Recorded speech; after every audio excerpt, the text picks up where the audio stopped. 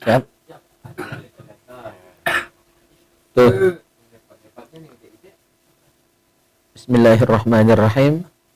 Assalamualaikum warahmatullahi wabarakatuh.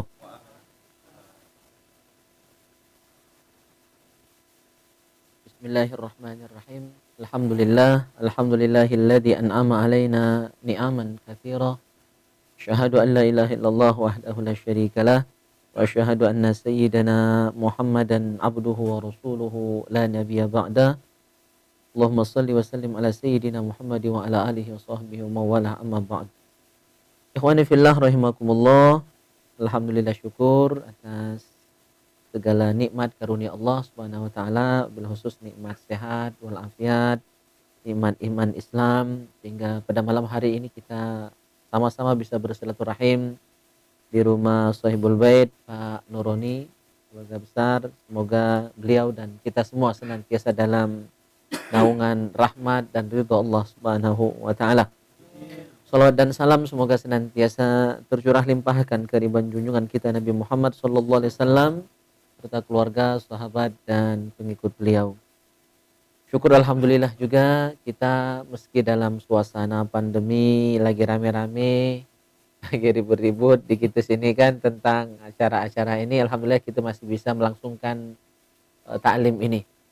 Bukan sebagaimana tahun yang lalu kita penuh dengan ketar-ketir, bahkan tarawih pun kita banyak masjid termasuk Al-Amir yang meliburkan tarawih.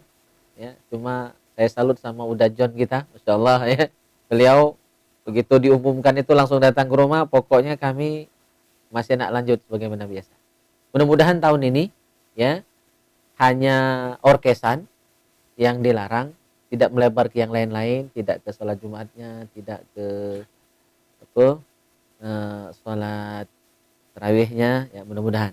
Tapi itu semua tergantung ya, kita saling menjaga ya. Mudah-mudahan kita bisa mematuhi protokol walaupun tidak ketat nian sebenarnya, karena daerah kita termasuk sebenarnya masih aman-aman saja. Kita selain munajat berdoa kepada Allah Subhanahu wa taala, di samping itu juga tetap menjaga kesehatan kita. Baik jamaah yang mulia, kita lanjutkan bahasan fikih kita masih di babul bai', bab jual beli. Minggu lalu sudah kita bahas tentang pengantar jual beli, bagaimana fadilahnya, keutamanya jual beli dan adab-adabnya sudah beberapa hal kita sampaikan. Minggu ini kita masuk pada bahasan fikihnya bahwa jual beli itu hanya akan sah kalau ada ijab qabul. Jadi bukan cuma nikah baik, ilham ya, ijab qabul itu. Beli yang belum ijab qabul nih, jual beli juga ada ijab qabul. Jadi ada omongan ijab qabul itu antara penjual dan pembeli tentang serah terimanya itu. Nah, bagaimana ijab qabul dalam jual beli? Kalau nikah kan lah sudah galau nih senior-senior nih ya. Saya nikahkan kepada. Jadi kalau nikah itu harus menggunakan kata nikah sama tazwij. Ya, nikah sama kawin, ya kan? Nah, kalau menerimanya qabil tu nikahaha dan seterusnya.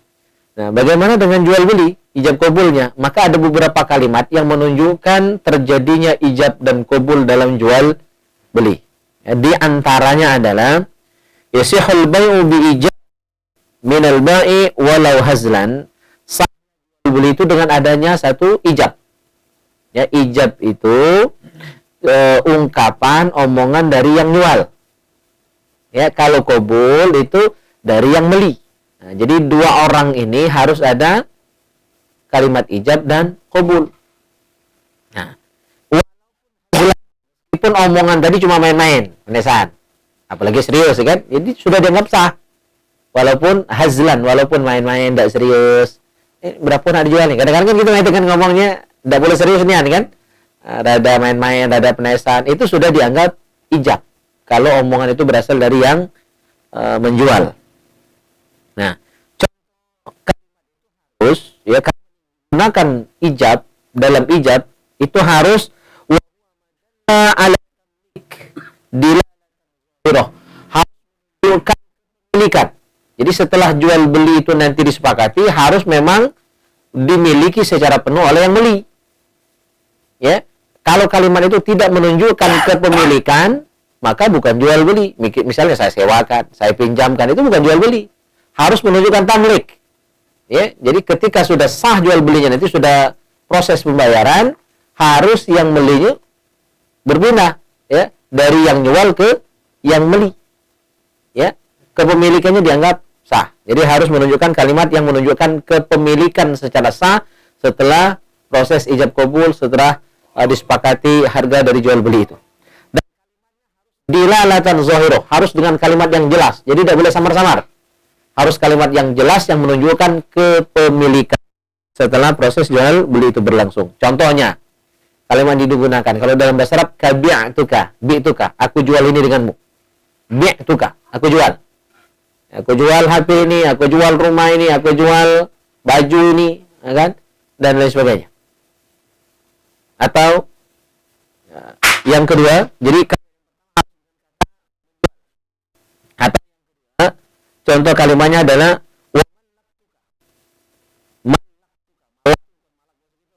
malak. Bahasa Arab itu banyak arti. Kalau malak pendek ya bisa malaikat, kalau malik raja, ya kan?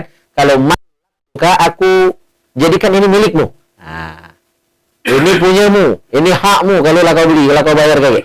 Jadi menunjukkan kepemilikan. Itu kalimat yang kedua. Ketiga, Mang Wahab masuk di sini. Wahab. Ya. Jadi arti Wahab itu artinya diberikan, dinyukkan. Ya. Jadi Abdul Wahab itu zat yang maha pemberi. Galak beri, galak ngenyuk. Ya, galak berbagi. Jadi aku berikan kamu. Asal kau bayar dulu, misalkan. Ya. Harus apa nih? Nyuap. Karena harus dibedakan antara beri dengan nyuap.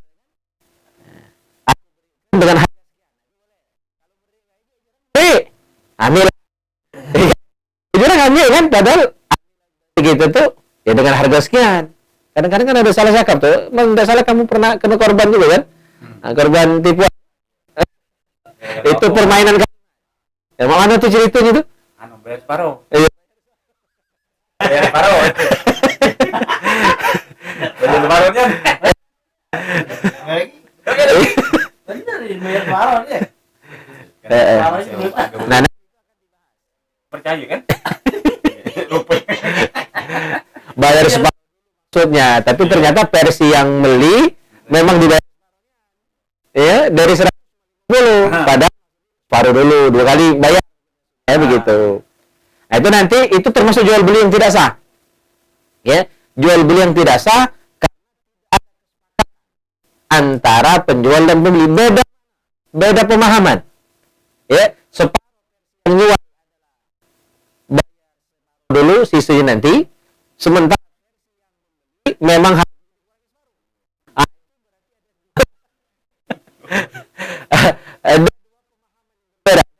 jual beli yang tidak sah.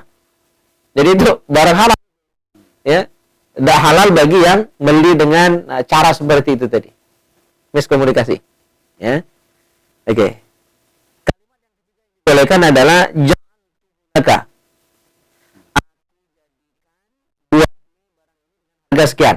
Jadi ada 4 kalimat, ya, yang dibolehkan dalam jual beli. 1, yang kedua, aku jadikan ini milikmu. Yang ketiga, aku berikan kamu, tapi tentu dengan harga sekian. Atau yang keempat, ja'altuhu laka bikadza, aku jadikan buatmu dengan harga sekian. Nah, 4 kalimat ini boleh. Ya, cuma yang paling sering kita gunakan apa? Aku jual, harga sekian. Gue jual, lo beli. Nah, cuma itu kalau bahasa itu nak ngajak bocor ya. Orang Betawi kan gue jual, lo beli ya. Lo jual, gue beli ya. Itu melawan itu bahasa orang Betawi sana. Nah, jadi itu namanya ijab. Ijab itu ucapan dari yang jual.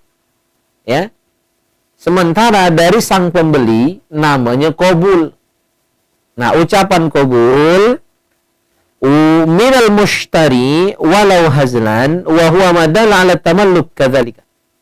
Yaitu kalimat yang menunjukkan dia mau membelinya walaupun cuma dengan bercanda, bergurau. Contoh kalimatnya yang boleh digunakan, ishtaro itu, aku beli ini dengan harga sekian.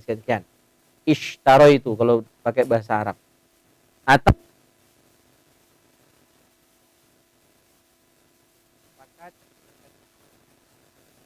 atau raditu, saya rela dengan harga sekian, atau akhaztu, saya ambil. Oke, saya ambil. Ya, ambil. Yang keempat, tamallaktu haza bikaza. Ya. Tamallaktu, saya menjadi pemilik barang ini. Jadi boleh 5 kalimat. Satu, saya beli. Yang kedua, saya terima. Terus yang ketiga, saya rela, saya ridho, saya ikhlas. Ya, itu arti raditu. Yang keempat, akhaztu, saya ambil. Oke, saya ambil. Ya, sekian. 2, 3 misalnya dan sebagainya. Terus tamallaktu, saya menjadi pemilik barang ini setelah saya beli. Itu kalimat namanya qabul. Ya. Berarti tidak boleh pakai kalimat lain. Kalau minjam misalnya, minjam cari minjam bukan beli. Ya, berarti harus balik kan. Tidak sah kalimat jual beli digunakan kalimat minjam, sewa dan lain sebagainya. Itu hal yang berbeda lagi. Wadzalika litatimma as-sighatu ad-dal ala ishtiratiha qauluhu sallallahu alaihi wasallam innamal bai'u an taradin warridha khafiyun fa'tubira ma yadullu alaihi min al-labzi. Kata Rasul, jual beli itu kan harus ada kerelaan, keridhaan sesama dua pihak tadi. Yang jual ridho, yang beli pun ridho, sama-sama ikhlas. Ya, dengan bentuk barangnya, kualitas barangnya, maka saling tanya dulu, nak JI apa TI? Udah itu kan. Saya biasa cuma beli barang bangunan sama beliau. Pak Subhani juga ya kan. Itu diperjelas dulu, nak barang yang mana. Kakek setelah balik baru nyesal, aku tadi nak ini, tapi sudah jual beli, sudah serah terima, itu tidak boleh lagi. Ya, jadi ketika masih di majelis itulah. Makanya khiyar tuh khiyar majelis diantaranya ya. Jadi nak milih jumlahnya, harganya, jenisnya, kualitas yang mana sudah ditentukan di majelis kita jual beli itulah. Nah, jadi harus ada kerelaan antara penjual dan pembeli. Sama-sama ikhlas dengan kualitas barang, jumlah barang dan harga barang. Falayan akidu bil mu'atati. Nah, jual beli itu tidak cukup cuma dengan nyerah ke barang dan yang jual nyerahkan. Ini.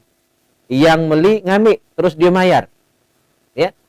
Tanpa kalimat ijab qabul. Dalam mazhab Syafi'i, jual beli yang seperti itu tidak sah. Tapi ada dua macam. Ya, yang tidak sah itu yang mana dulu? Jual beli barang-barang yang mahal, misalnya tanah. Ya, itu tidak baca. Atau yang mahal seperti misalnya sapi, ya itu tidak baca. Nyerah ke sapi tanpa ijab qabul, tombak yang beli tadi tempat narik. Nah, itu tidak sah. Ya.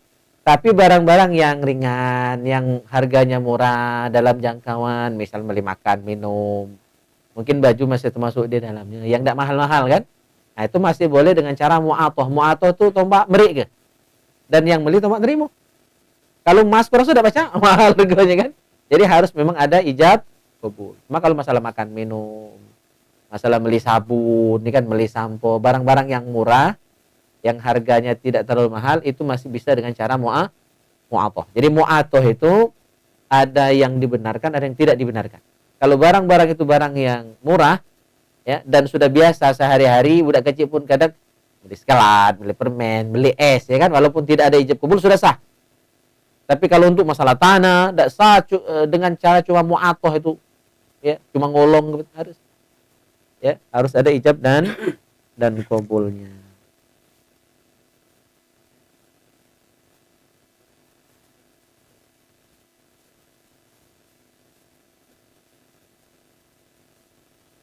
Nah, termasuk juga sah jual beli. Di sini dijelaskan di halaman 160, wa yasihu aidan na'am minhuma li jawabi qaulil mushtari bi'tu wal ba'i ishtaraitu. Misalnya yang beli hanya menjawab iya. Nah, itu sudah sah. Ya, aku jual. Ya. Yo. Cuma dia kan baik, itu sudah sah jual beli. Ya. Jadi minimal ijab qabul itu terjadi ketika yang jual ngomong, saya jual ini dengan harga sekian. Nah, kita yang beli cuma ngomong iya. Nah, itu sudah dianggap ijab qabul yang sah. Itu yang paling minimal. Kalau dia baik atau ngiyo ke tapi lain makna tadi, ya kan? Maka itu jual beli yang tidak sah. Atau jual beli itu menggunakan, kalau dalam bahasa Arab itu pakai fi'il mudhari' dia. Cuma kalau bahasa Indonesia kan tidak ada fi'il mudhari' itu ya. Atau mungkin menggunakan kalimat akan kalau menggunakan bahasa Indonesia. Ya. Saya akan beli. Nah, itu berarti belum sah. Jadi tidak boleh menggunakan kalimat akan. Karena kalau akan itu masih rencana. Ya. Tapi kalau bahasa Arab dia harus menggunakan fi'il madi, bukan fi'il mudhari', baru ijab qabulnya sah. Jadi tidak boleh pakai kalimat akan. Ya, saya akan beli. Berarti belum terjadi. Kalau sudah saya beli dengan harga sekian. Jadi tidak boleh pakai kata akan. Kalau pakai kata akan berarti belum sah.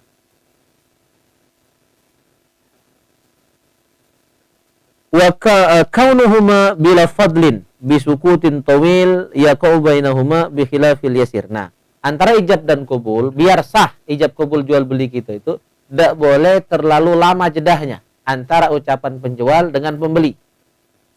Ya, tidak boleh kelamuan, ngiyeun itu. Ya. Nah, bi khilafil yasir, kalau hanya sebentar tidak jadi masalah. Nah, ukuran lama dan sebentar tentu tergantung penilaian uruf adat kita. Berapa menit dianggap lama itu dan berapa menit dianggap sebentar. Itu tergantung penilaian kita masing-masing. Tapi intinya jangan sampai jedah antara ijab dan qabul terlalu lama.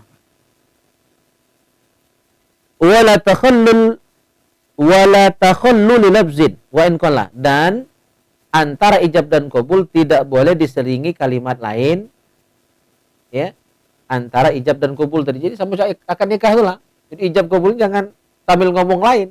Fokus ke tuntaskan dulu. Saya jual, oke, saya beli. Harga sekian, selesai. Kalau nak tawar-menawar dulu, oke. Setelah selesai proses tawar-menawar, nak naik ke harga atau nak nurun ke harga, ya kan? Nah, nanti baru ijab qabul. Nah, antara ijab qabul jangan jedah terlalu lama dan jangan diselipi kalimat lain yang tidak ada hubungan dengan proses jual beli itu. Misal berkelakar dulu kan? Tapi tidak ada hubungan dengan ijab qabul tadi. Nah, itu tidak boleh ditambahi. Nah, ini yang terkait dengan Bang Komar tadi.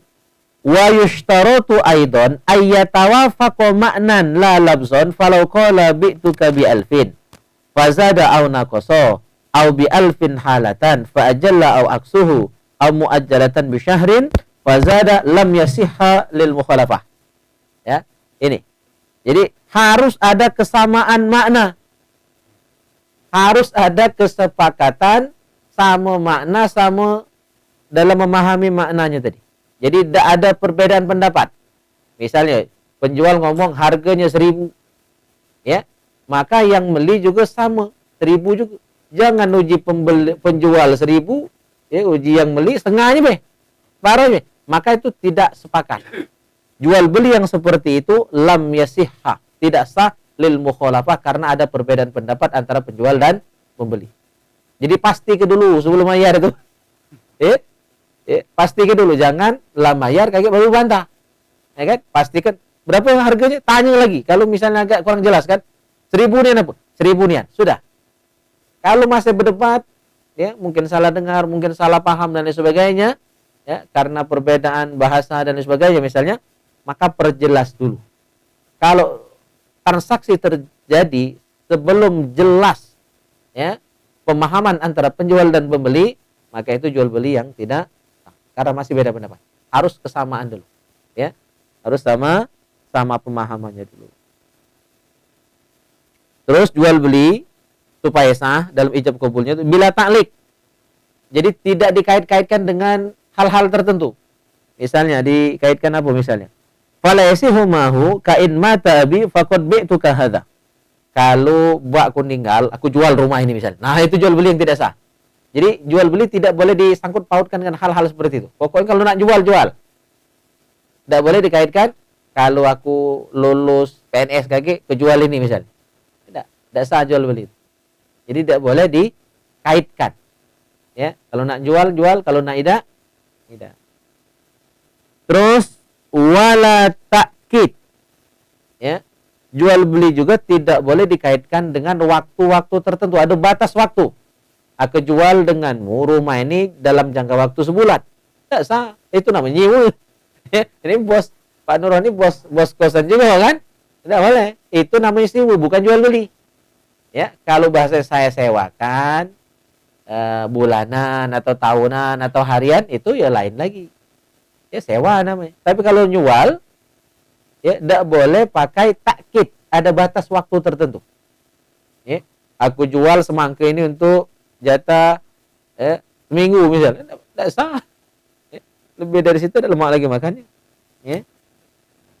Itu supaya jual beli kita sah. Baik, sampai di situ baru kita bahas satu poin dari jual beli, yaitu masalah ijab dan qabul. Ya, ijab itu ucapan yang jual, qabul itu ucapan yang beli. Ya, minimal sah ijab qabul kalau sudah diiyakan oleh yang beli. Iya, sepakat. Nah, atau iya saja itu sudah sah. Terus larangan-larangan itu dia, Bu. Tidak boleh pakai batas waktu, tidak boleh dikaitkan dengan hal-hal tertentu. Terus harus ada kesamaan makna, ya. Tidak boleh diselingi dengan kalimat lain. Terus jangan kelamaan berhenti antara ijab dan qabul. Nah, itu supaya ijab qabul jual beli kita sah. Baik, sampai di sini ada yang nak ditakon tentang jual beli atau yang lain juga, Bu?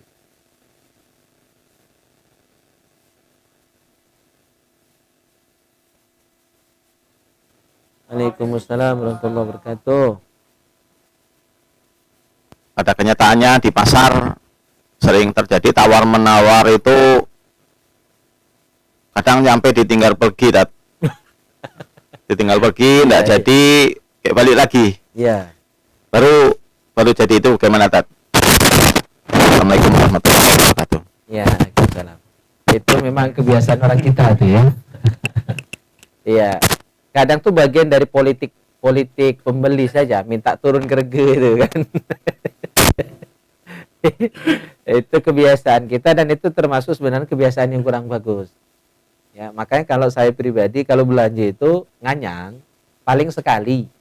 Kalau diberi alhamdulillah, tak diberi jangan ya. Ya pindah ke tempat lain. Tapi pergi tadi bukan karena politik minta turun ke harga, enggak. Itu masuk kurang bagus sebenarnya ya. Nah, itu kebiasaan yang harus kita rubah ya. Kalau suka ya beli walaupun mahal ya kan. Kalau tidak ya cari yang lain.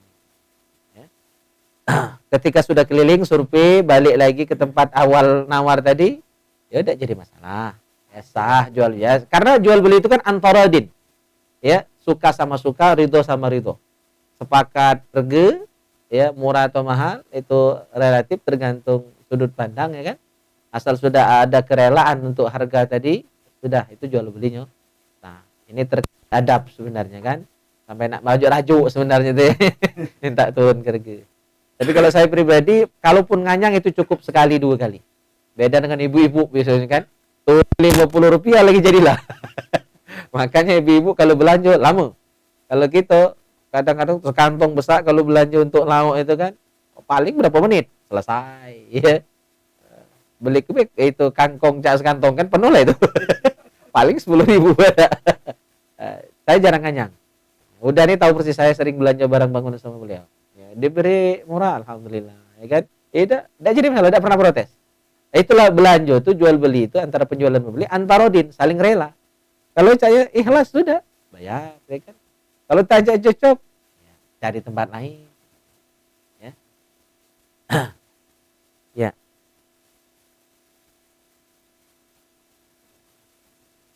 Waalaikumsalam. Ini masalah jual beli juga Ustaz. Masalah perdagangan ini kan telah dimulai oleh Rasulullah SAW. Cuman ada sebagian ulama yang berfatwa kan keuntungan dagang ini ada yang bilang boleh 10%. Ada sebagian ulama bilang yang penting ada persetujuan antara dua belah pihak. Apa yang sebenarnya itu Ustaz? Assalamualaikum warahmatullahi wabarakatuh. Waalaikumsalam. Ya, saya juga pernah dengar itu. Tapi dalam kitab justru yang saya baca tidak ada batasan keuntungan. Ya, tidak ada batasan keuntungan yang diperoleh oleh pedagang. Karena Sayyidina Ali bin Abi Thalib ini riwayat yang membolehkan keuntungan itu silakan, karena jual beli itu kan antara diminkum. Ya, kerelaan masing-masing penjual dan pembeli.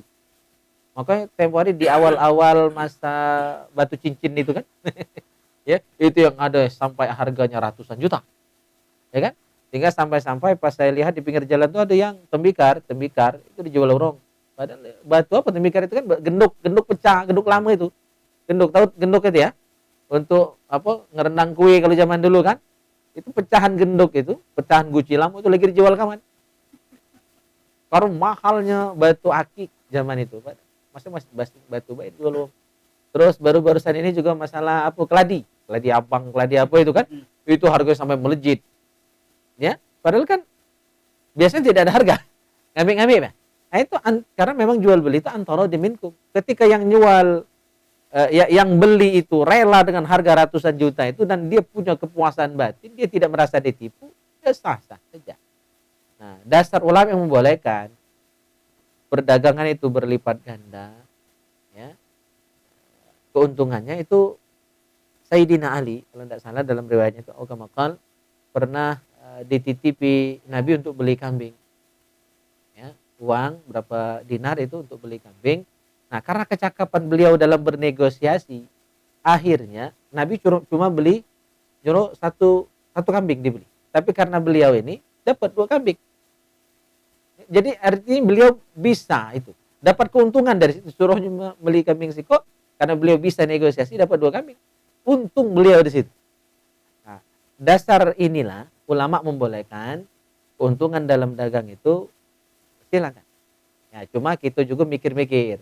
Kalau sampai 100% lebih keuntungan, ya sementara barangnya mungkin biasa saja, apalagi orang kampung kita lah, tidak tega gitu kan, nak jual mahal-mahalnya, nah itu tinggal kembali kepada hati, kepada cara, kepada adab, kepada akhlak. Tapi secara hukum tidak masalah, tidak berdosa.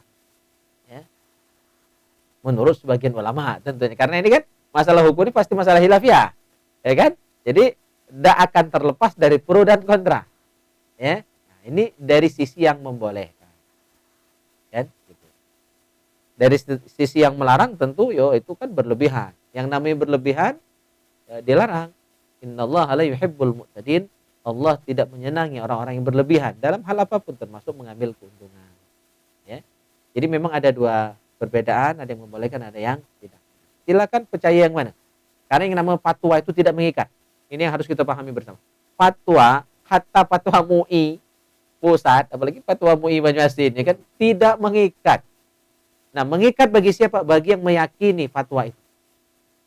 Ya.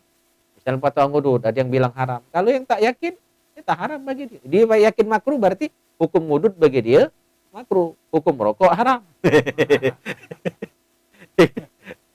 Sama baik. Nah, itu hilafiah. Ya, bagi yang yakin haram, berarti jangan digayakan.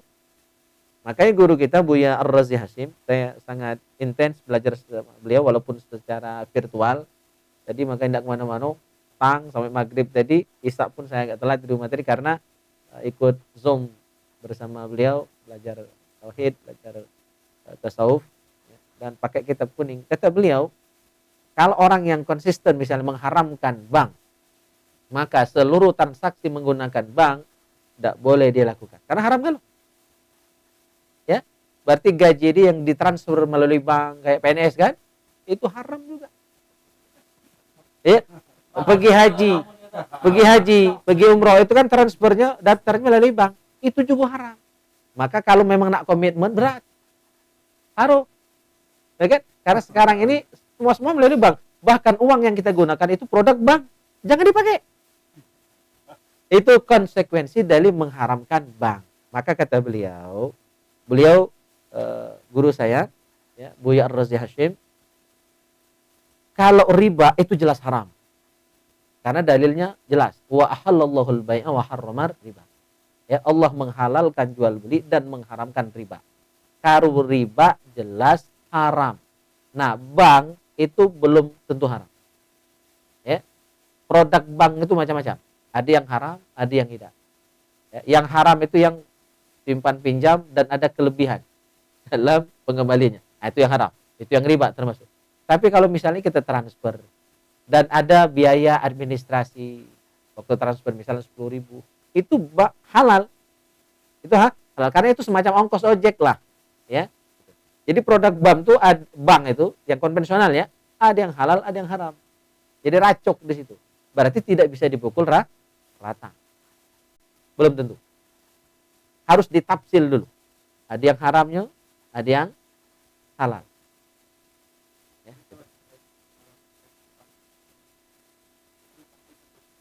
Nah. Ya.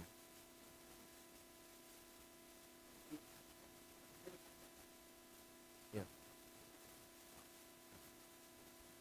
Tambah bank syariah. Di syariah itu juga bunga masih dipatok. Di bank istilahnya Cak Model BRI Sumsel, bunga masih dipatok. Ya. Pemanong ceritanya kalau seandainya kita pakai di bank tenan. Iya. Jadi memang sama. Makanya halal haram itu tipis nian. Mungkin setipis kulit bawang, setipis kulit apel, sehingga kadang-kadang kita rada sulit membedakan halal haram.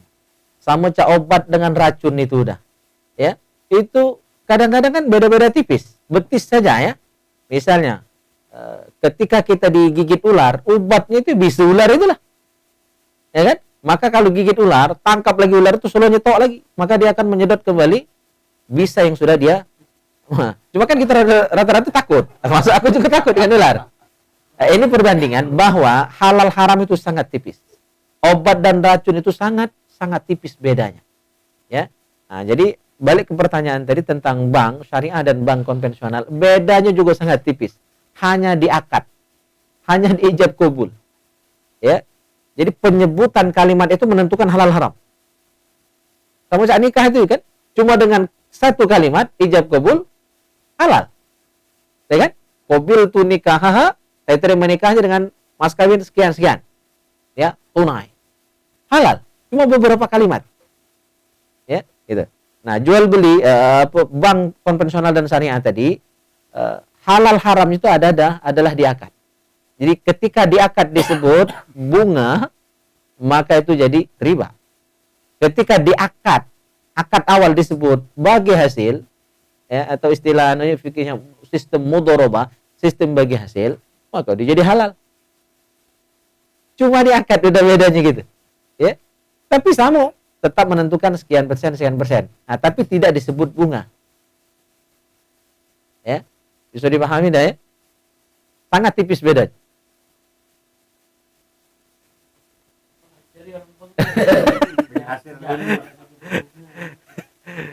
Cuma kalau konvensional dia tidak akan menggunakan kalimat itu kan? Ya. Nah, cuma ya di kita ini mungkin masih perlu perbaikan, bahkan bank syariah sekalipun. Jadi yang namanya bagi hasil itu dia tidak tetap. Ya, tidak tetap persentasenya itu. Jadi bagi hasil itu tergantung, kalau untung ya besar bagi hasilnya. Kalau rugi sama nanggung, itu yang bagi hasil yang sesungguhnya. Jadi rugi sama nanggung, untung sama untung sama dapat semua bagi. Itu yang prinsip yang aslinya sebenarnya. Ya. Nah, kira-kira bisa enggak dipertahankan? Enggak mungkin. Enggak untung tuh lah kan? Heeh. Aku pernah juga datang ke Iya. mana tidak diuntungnya. Jadi datang Pak setiap pesan berapa dapat sekian hasil kami.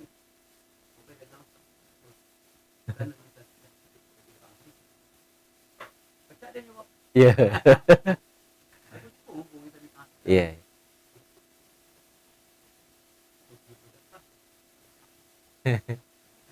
Agak berat ya? Iya, agak berat.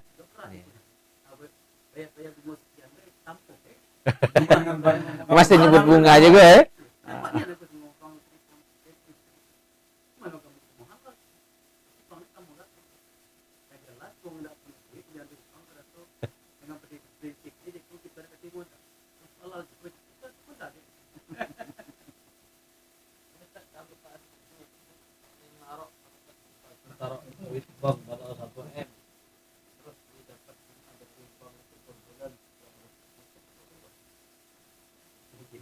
Iya, kalau disebut bunga jadi riba, kalau bagi hasil tidak. Kan beda tipis tadi. Maka kalau untuk investasi memang lebih aman di bank syariah. Bukan promosi ini ya. Insya Allah kita kan sudah berupaya nih. Walaupun syariah itu pun masih perlu perbaikan, terus terang ya. Karena pegawainya juga belum tentu ngerti syariah yang sesungguhnya itu bagaimana. Tapi masih mending. Kayak sudah ada alternatif, kan begitu. motor tuh mana kan ribet aja. Naik motor kalau di bukit beli taruh 10 juta. Apa kredit 10 juta. Ya, ya. Sudah ada. Ya. Terlambat sudah. Ya. Jadi itu tentu termasuk masalah yang juga khilafiyah, ya. Pokoknya kalau masalah-masalah kontemporer ini khilafiyah, ada yang boleh, ada yang tidak, ya kan? Begitu. Tapi saya baru membaca kajian dari beberapa ulama NU yang kontemporer, ya. Itu juga sudah saya share di grup MUI juga. Jadi itu kan latar belakangnya adalah ada hadis yang melarang jual beli dengan dua harga itu. Ternyata setelah diteliti, kalau tidak salah hadisnya itu jadi bermasalah. Jadi bukan hadis yang memang derajatnya sahih. Ya, gitu. Jadi Gus Baha juga menjelaskan tentang hal ini, tentang jual beli dengan dua harga itu, ya kan? Jadi insya Allah ya, kredit yang sekarang termasuk jual beli dua harga. Kalau kontan harganya lebih murah, kalau kredit harganya dinaikkan, ya. Itu tidak termasuk jual beli yang dilarang, yang dimaksud apa? Karena jelas-jelas dari awal yang nak beli itu lah sudah memilih dengan cara kredit, ya kan? Jelas-jelas dari awal dia sudah akan memilih dengan cara yang kredit, ya. Maka dia sudah tahu ya harganya dari awal. Kalau kredit sekian, ya kan? Jadi tidak termasuk melakukan pelanggaran dalam hadis yang tadi juga dia dinilai sebagian dhaif, ya, oleh ulama hadis kontemporer tentang larangan jual beli dengan dua harga itu. Jadi Gus Baha juga sudah menerangkan bahwa itu diperkenankan karena memang dari awal kita sudah memilih satu harga sebenarnya, ya.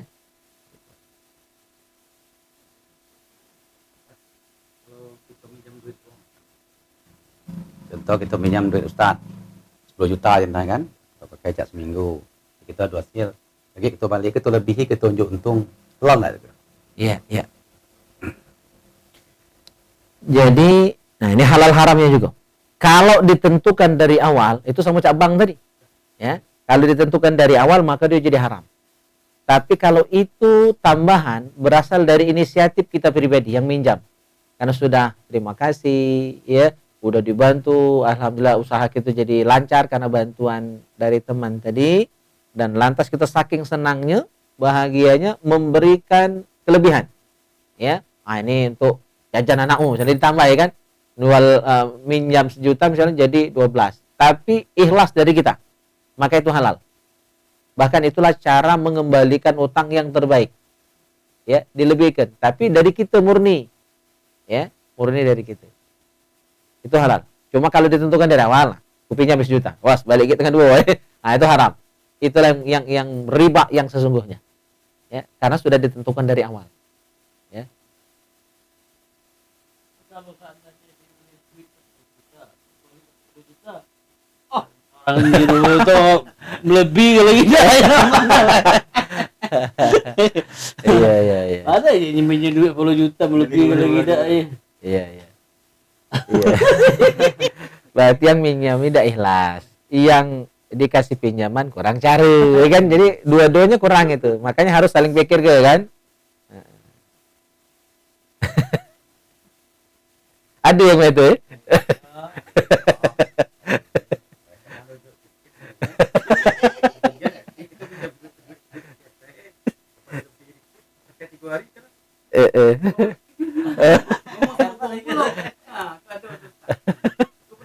Diupat ke nyawa.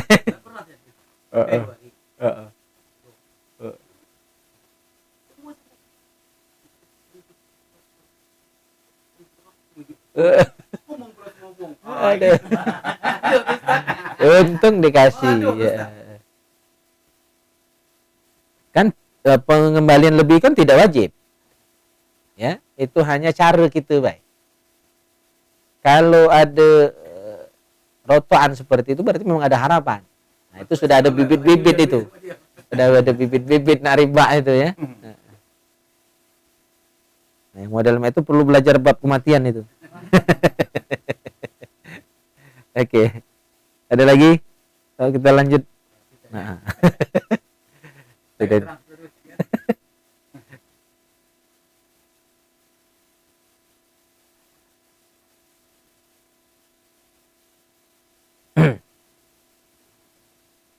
Kita bahas kitab Syarhus Sudur halaman 59. Yang ada kitab cuma Ustaz Solihun ya.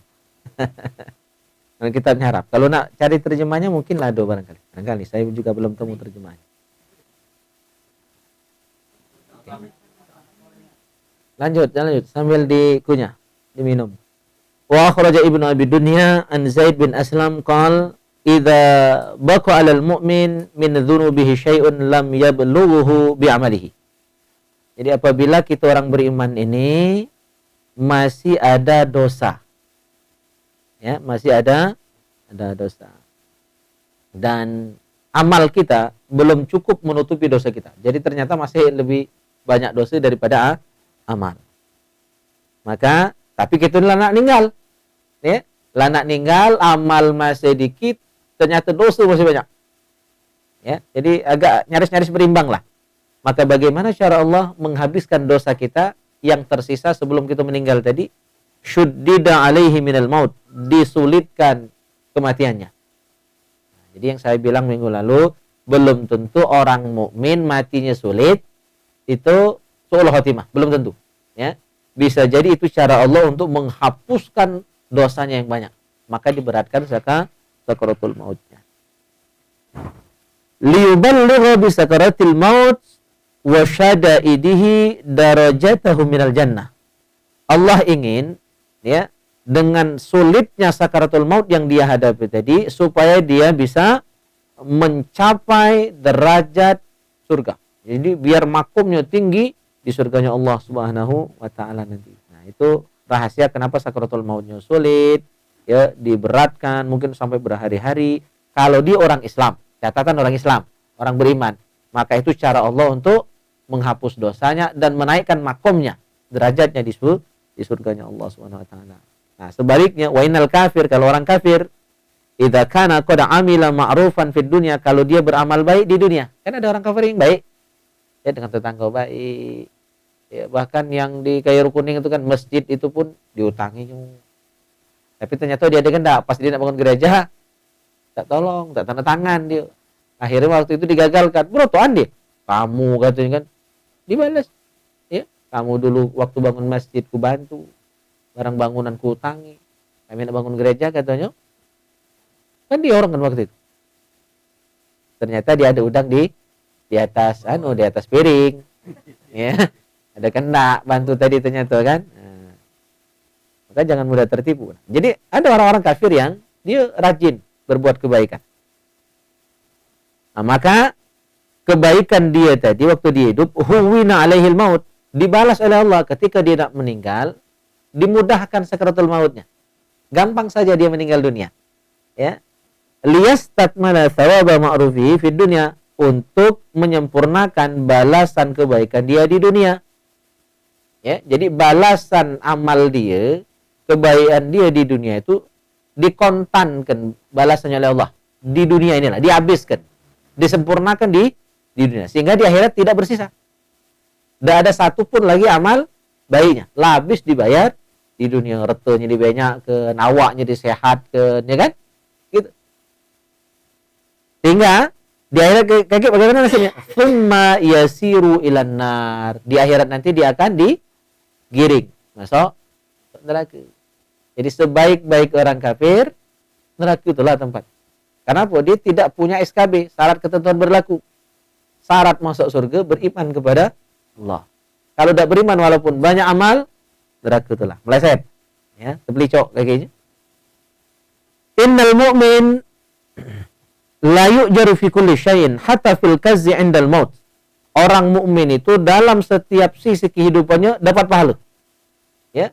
Apapun yang digawikan orang mukmin dapat pahala. Makan dapat pahala tak? Dapat pahala. Belajar dapat pahala, tidur dapat pahala. Makanya ada hadis tuh, bulan puasa kan. Hadis ini sering keluar. Ya, naumus shaim ibadah. Tidurnya orang puasa ibadah. Tidur lagi dapat pahala. Kalau tidur tadi niatnya ya, ngindari maksiat, ya kan? Tidur tadi malas begewe, ya kan? Nah, itu lain cerita. Sungkan mantap, misalkan sungkan gunakan, itu lain cerita. Jadi maksudnya, kita orang beriman ini mudah nak dapat pahala tuh. Ya, mudah nih nak dapat pahala. hatta fil kazzi indal maut, sampai-sampai rasa sakit ketika kita meninggal dunia itu jadi pahala begitu. Ya kan? Jadi pahala. Berikutnya al-mu'min yamutu bi'arakil jabin. Nah, ciri orang beriman kalau dia mati orang baik nih, husnul khotimah. Ketika dia meninggal dunia ada keringat di keningnya. Nah, itu ciri orang mati baik. Jadi kalau melihat orang yang sedang sakaratul maut, setelah nyawa keluar, ya, dicabut oleh malaikat maut, keningnya agak berkeringat. Agak berkeringat, bukan keringat banyak nian ya, agak-agak berkeringat, basah dikit. Di jabinnya, di keningnya. Itu ciri mukmin yang meninggal dalam keadaan husnul khotimah. Semoga kita masuk yang demikian ya. Amin ya rabbal alamin.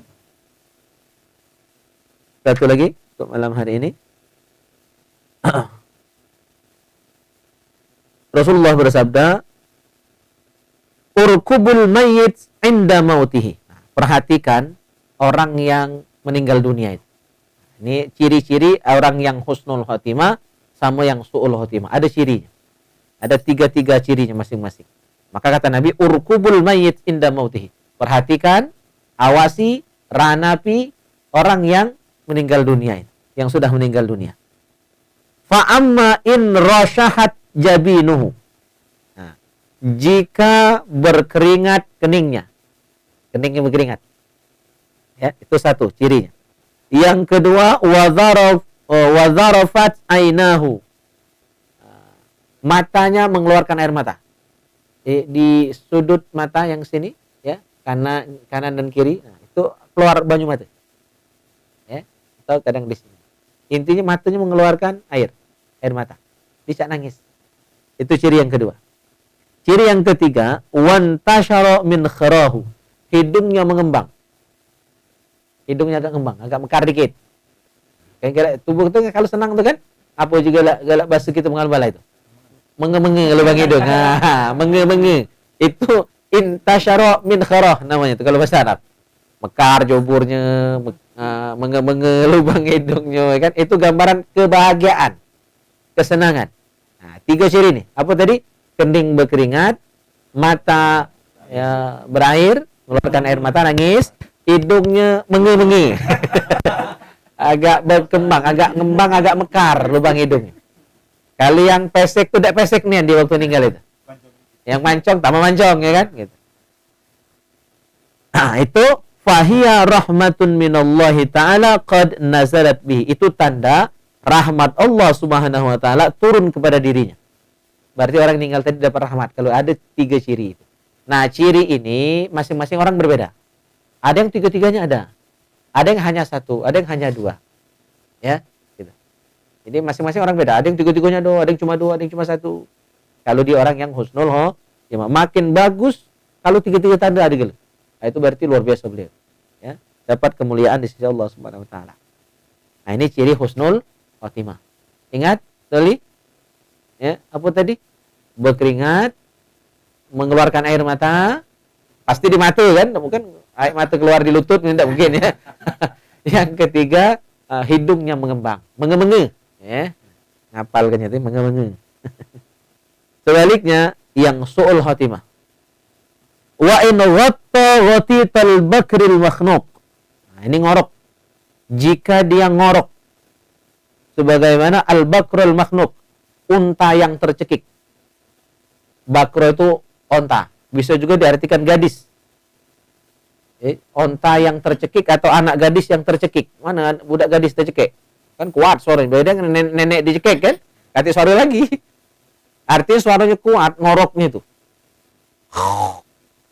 Suara ngorok. Jadi kayak orang tercekik. Itu ciri su'ul khatimah. Yang kedua, wa khamida launuhu. Raut mukanya berubah. Ya. Jadi apa ya? Asam, apa, pokoknya suram, buram. Jadi tidak bercahaya raut muka. Walaupun waktu dia itu putih, itu pondal maknya ngorainya. Begitu dia meninggal itu mukanya jadi serem.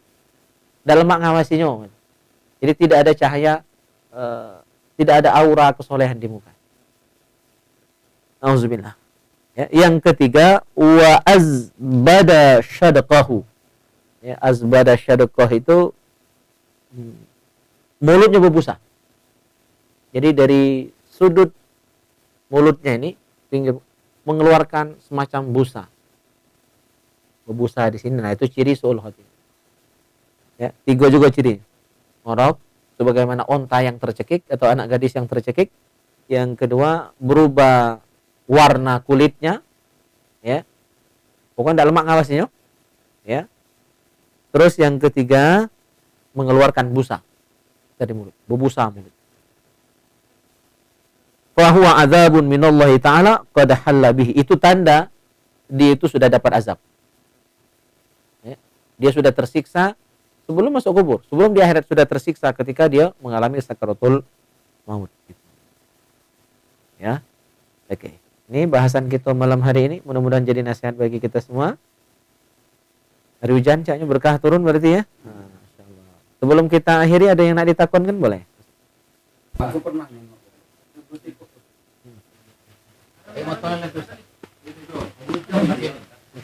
Oh, bagus.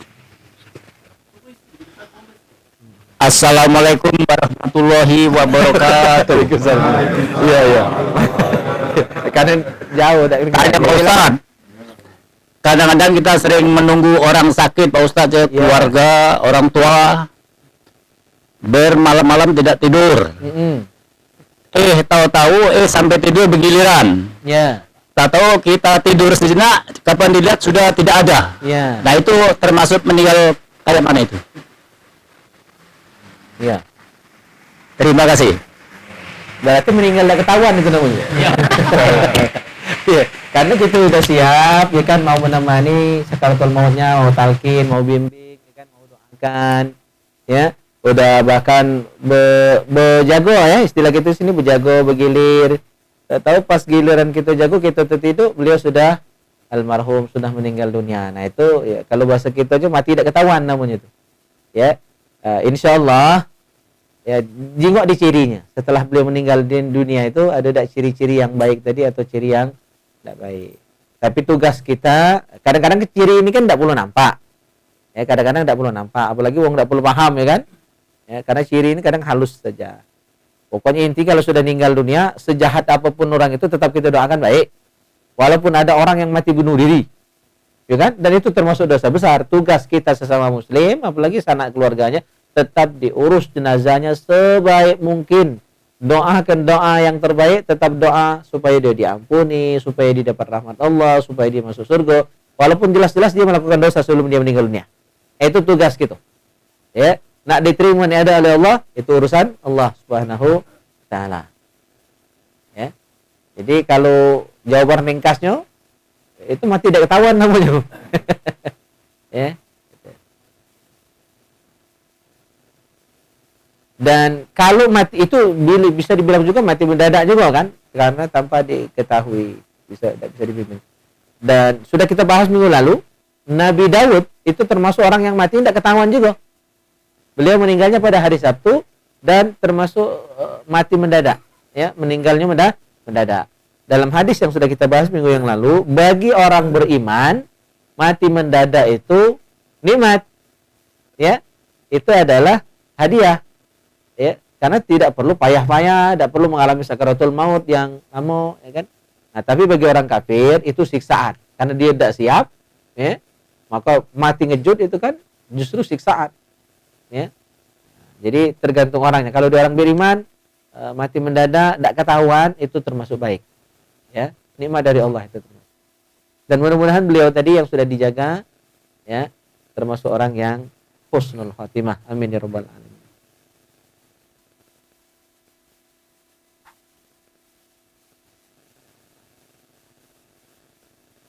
Masih?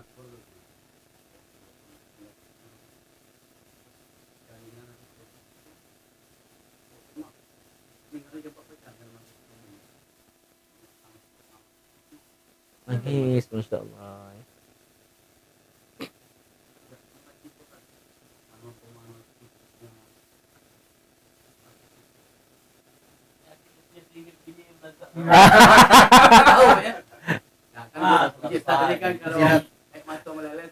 Ciri baik.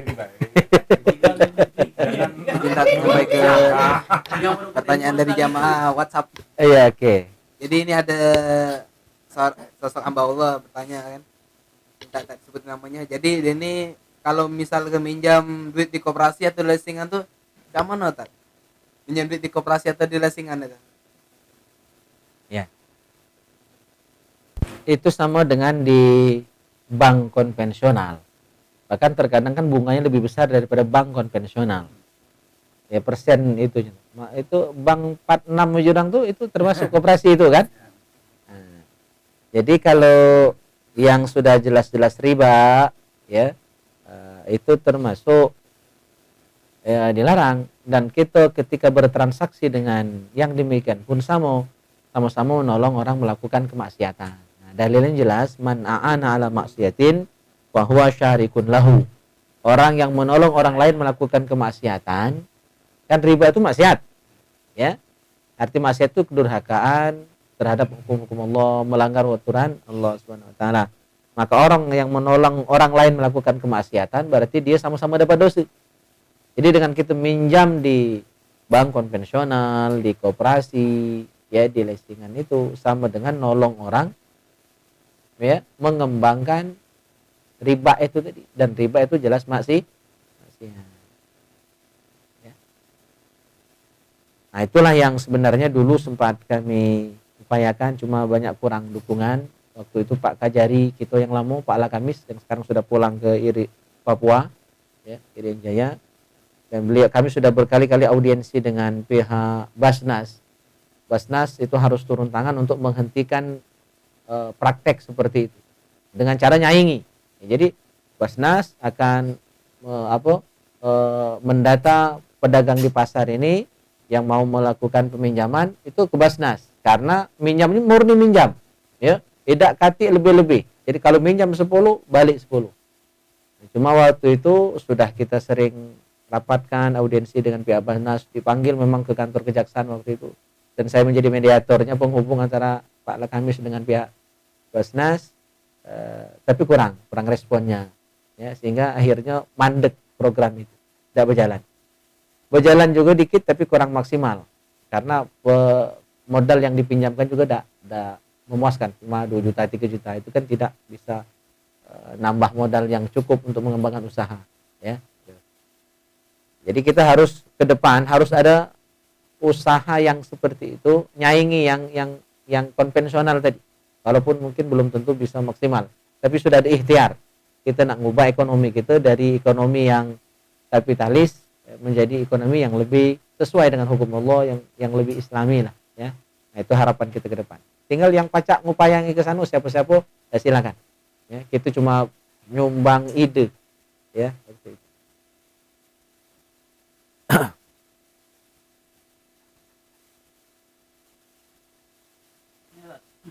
Kalau seandainya kita sama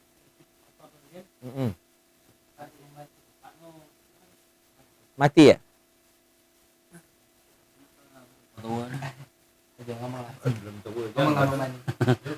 itu kan ya.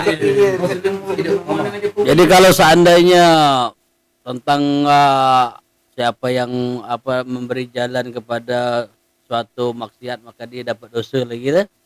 Nah kalau seandainya orang itu minta cari ke taruhlah dia minta cari ke kredit motor taruhlah ataupun kredit mobil ya. Aja kita tadi aku ada kawan ada leasingnya. Nah jadi kita tadi kan nolong ini ngarah ke dia ke sana. Nah itu termasuk kita tadi termasuk melak dosa riba tapi tidak betul. Iya. Iya. Yang namanya nolong ya.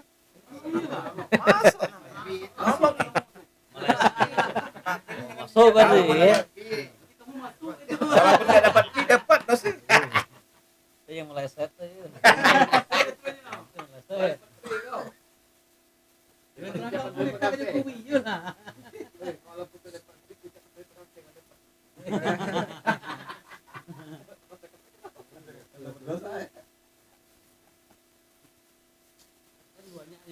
Orang tak cari kan mana pak yang muda, yang muda bukan yang orang cepat cair lagi rasa bunga deh 100% ya pergi bunga tak bayar juga Break jalan.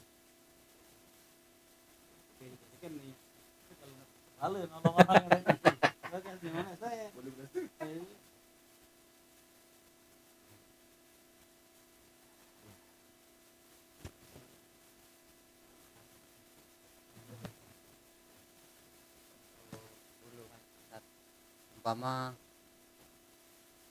apa kita beli bangunan ya, bangunan apa semen 20 sak dari udah muklis kan, udah dibayar di sana, sudah lunas kan, rupanya dengan anak buahnya dikirim 25 sak lah diturunin.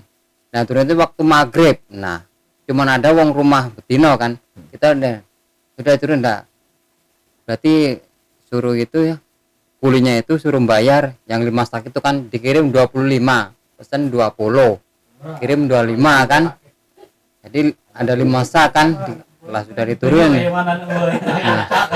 Nah iya, jadi orang bingung juga, aku juga bingung, suruh bayarnya 200-nya itulah zaman itu, udah, itu termasuk riba ada Pak Ustadz. Iya. Tadi kan harus ada kesesuaian, ya kan?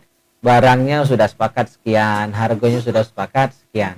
Ketika tidak pas, ya itu kan antara dua pilihannya. Yang pertama balik ke Nabila, mereka kan cuma pesan 20.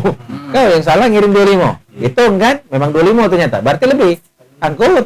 Nah, kecuali kamu ikhlas, ada apa-apa lah, palang lari antar kebayar. Kalau ada duit misalnya kan sudah dibayar. Ya. Nah, yang jadi masalah itu barang tetap diambil, dibayar tidak? Itu yang jadi masalah. Udah dibayar Pak. Udah dibayar, aman insyaallah. Ya kan? Berarti sudah dituntaskan masalahnya. Barangnya ini barang bosnya. Yang jualannya orang beli maling dibayar Pak Ustadz. Dengan bosnya yang tadi kan sudah dikasih surat kan. Iya, iya. Dan dikasih, nah sudah 20 sudah kan, kok balik kan. Antaranya kan sudah dia tinggal nunggu antaran kan. Iya. Rupanya pas maghrib kan. anak buahnya. Anak buahnya udah tahu kan. Dan kirim kayaknya. Rumah nelpon, kalau 25 kan 20 suratnya. Disuruh bayar. Iya, iya, itu udah jelas masalahnya. Maksud saya, jadi tinggal dua solusinya tuh. Yang pertama, kalau enggak galak dibayar, berarti barang dibalikkan. Ambillah, betul. Aku kan cuma pesan 20. Jadi kita punya hak. Ya kan? Karena apalagi suratnya ada. Aku cuma pesan 20. Ya, kalau lebih bawa balik. Itu yang pertama. Kalau udah galak kan? Kalau misalnya sudah kepala diantar, aku bayar. Berarti sudah sah jadi milik kamu. Nah,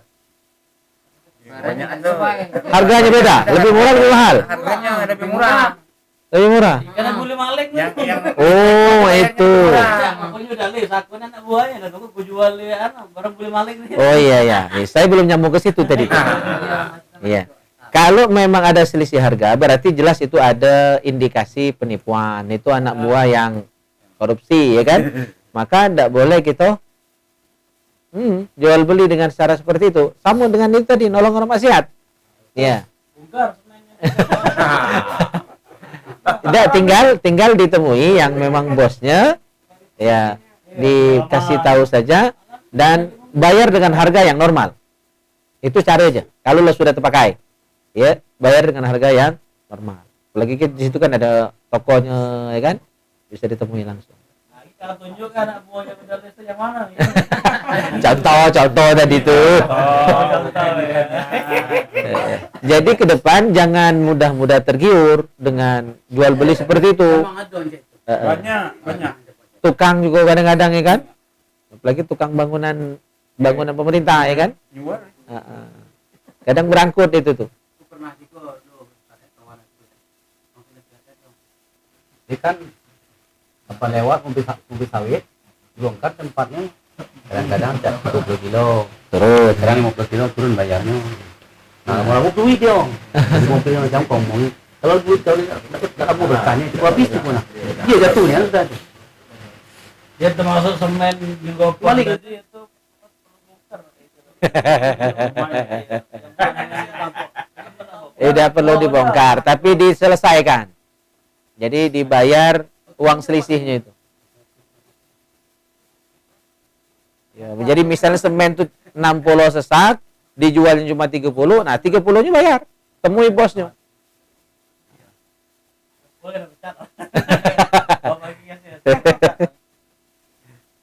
Tidak perlu nak bongkar, itu kan mudaratnya lebih besar dia mau bongkar.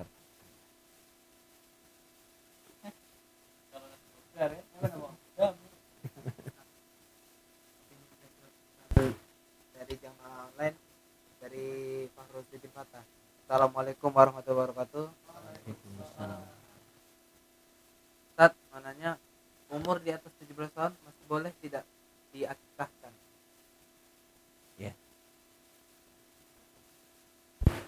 Jadi waktu untuk akikah itu sebenarnya sebelum balik. Sebelum balik, dan itu tugas orang tua. Nah, kalau sudah balik orang tuanya belum juga mampu sehingga tidak mengakikahi, maka tugas orang tua sudah selesai. Ya, tugas orang tua sudah selesai. Nah, tinggal kembali ke anak. Kalau kakek dia mampu, dia mengakikahi dirinya sendiri. Atau orang tua tadi baru mampu setelah anaknya balik. Ada juga yang bertanya dengan saya, lanak nikah anaknya itu, baru dia ada uang, baru mampu untuk mengakikahi anaknya. Boleh saja, sah-sah saja. Bahkan Rasulullah itu kan mengakikahi dirinya sendiri itu setelah beliau dewasa. Nabi saja diangkat menjadi Rasul umur 40. Dan syariat akikah itu bukan periode Mekah, setelah Rasulullah hijrah ke Madinah. Berarti umur Nabi sudah hampir 60. Ya. Jadi tentu boleh walaupun sudah balik. Dan contohnya langsung adalah Rasulullah Shallallahu alaihi wasallam. Beliau mengakikahi diri sendiri padahal beliau sudah dewasa. Ya, bukan lagi remaja. Karena Rasulullah saja 40 tahun baru diangkat jadi nabi. Berarti akikah tadi umur di atas 40. Ya, 50 ke atas malahan. Karena dakwah beliau umur 40, di Mekah itu 13 tahun, berarti 53. Nah, 10 tahunnya di Madinah, berarti 53 ke atas. Rasulullah baru akikah. Ya, 50 tahun lebih. Berdasarkan hal ini tentu diperkenankan, dibolehkan. Ya.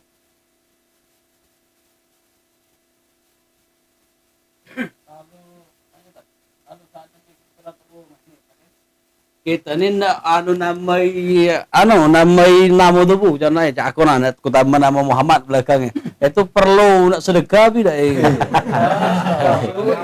Ya, perlu ngundang kami lah ya. Saya itu kan seandainya.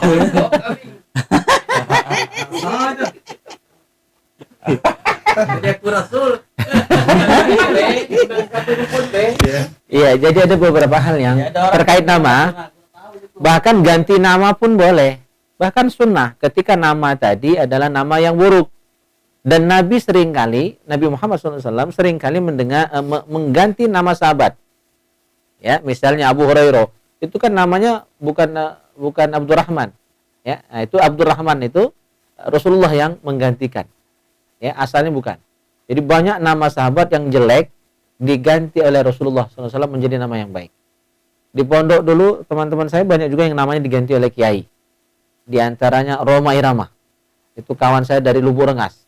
Tapi saking cintanya dia dengan nama Roma Irama itu, ya hari ini dia mengkiai. Besok namamu aku ganti jadi kiai. Besok dia berhenti. Saking sayang dengan nama Roma tadi, tidak galak dia diganti kiai. Berhenti. Nah, itu jadi maksud saya itu biasa dilakukan oleh Nabi, oleh para ulama. Jadi sah-sah saja untuk mengganti nama dengan yang lebih baik. Cuma agak repot itu kan karena urusan dengan administrasi pemerintahan, ya kan, kependudukan. Itu agak sulit. Jadi walaupun kita lah ganti nama, cuma nama KTP kita di akte di KK kan, itu repot nak gantinya itu. Ya, tapi dari segi hukum Islam tidak jadi masalah. Boleh.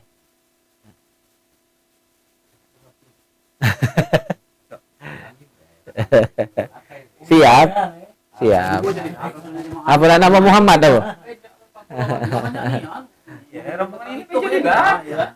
Ya, lengkap marhabanya baca Ustadz Benu kan?